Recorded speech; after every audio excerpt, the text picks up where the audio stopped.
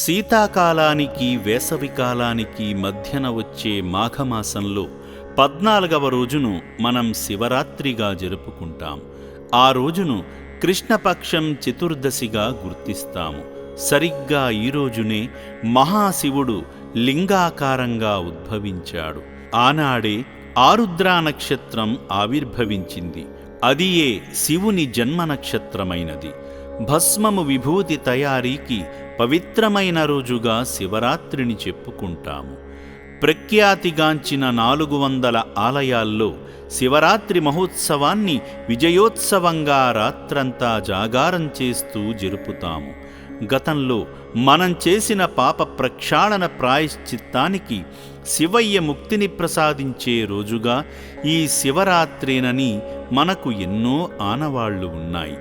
మహాప్రళయం సంభవించిన సమయంలో పార్వతీదేవి వేడుకొనగా లోకంలో ఉన్న సర్వజీవులను కాపాడిన రోజుగా ఈ శివరాత్రి ఎంతో ప్రసిద్ధి చెందింది. అంతేకాదు, దక్ష ప్రజాపతి కుమార్తె అయిన సత్యవతిగా పేరొందిన పార్వతీదేవి తండ్రిని ఎదిరించి 400 సంవత్సరాలు హిమాలయ పర్వతాల్లో శివుని ప్రేమకై ఘోర తపస్సు చేసి శివప్రేమను పొందిన రోజు కూడా ఈ శివరాత్రియే. ఈ అత్యంత పవిత్రమైన రోజునే పరమేశ్వరునకు పార్వతీదేవికి వివాహం జరిగినది. అందుకే ఈ రోజును మహాశివరాత్రిగా ఎంచి శివపార్వతుల అనుగ్రహానికై రాత్రంతా జాగారం చేస్తూ జరుపుకుంటాము. ఇంటిల్లిపాది ఉపవాసముండి సృష్టిస్థితి లయకారుడు శివుడు తాండవించే శైవ సాంప్రదాయాన్ని అత్యంత నియమనిష్టలతో పాటించి శివరాత్రిని జరుపుకుంటున్నాము. ఆ విశ్వేశ్వరుని జననం, వివాహం, లింగోద్భవాకారం ఒకే రోజు రావడం ఈ భూలోకవాసులు చేసుకున్న అదృష్టం. ఈ రోజున ఓం నమఃశివాయ అనే పంచాక్షరీ మంత్రాన్ని జపిస్తూ శివ సాయుధ్యాన్ని ప్రాప్తింపజేయమని వేడుకుంటాము. మనలోని మలినాల్ని తొలిచేలా రుద్రాభిషేకాన్ని చేస్తాము. మృత్యుభయాన్ని తొలగించి మోక్షాన్ని ప్రసాదించేలా అత్యంత భక్తి శ్రద్ధలతో మహామృత్యుంజయ మంత్రాన్ని జపిస్తూ మరి హోమాన్ని జరిపిస్తాము. శివనామాల గొప్పదనాన్ని తెలిపేలా శివ సహస్రనామ స్తోత్రాన్ని వల్లెవేస్తూ సకల సుగుణాలున్న శివయ్య కోసం ఉదయకాలమునే వెళ్ళి శివాలయంలో శిరస్సు వంచి మరీ పాదాభివందనాలు చేస్తూ పూజిస్తాము.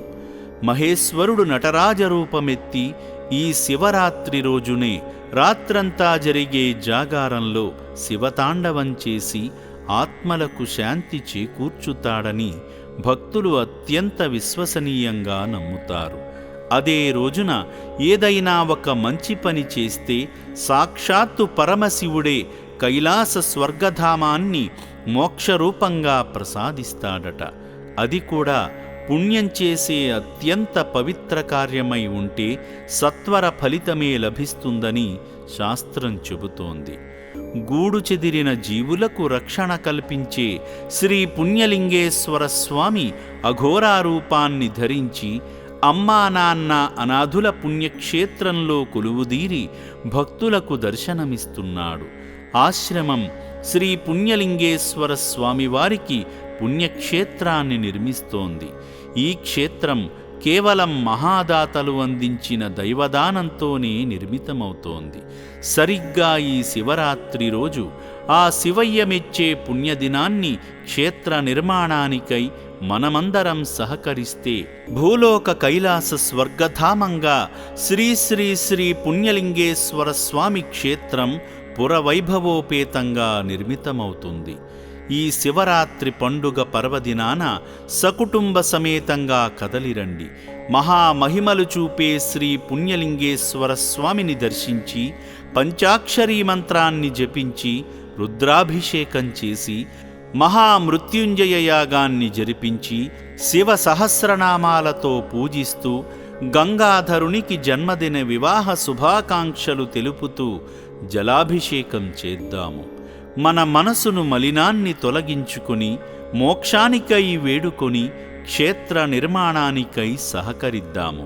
శివరాత్రిని శివయ్య మెచ్చిన రోజుగా సంపూర్ణంగా జరుపుకుందాము. జై శివం భజే. హర హర మహాదేవ. ఓం నమః శివాయ. సర్వే జనాః సుఖినో భవంతు.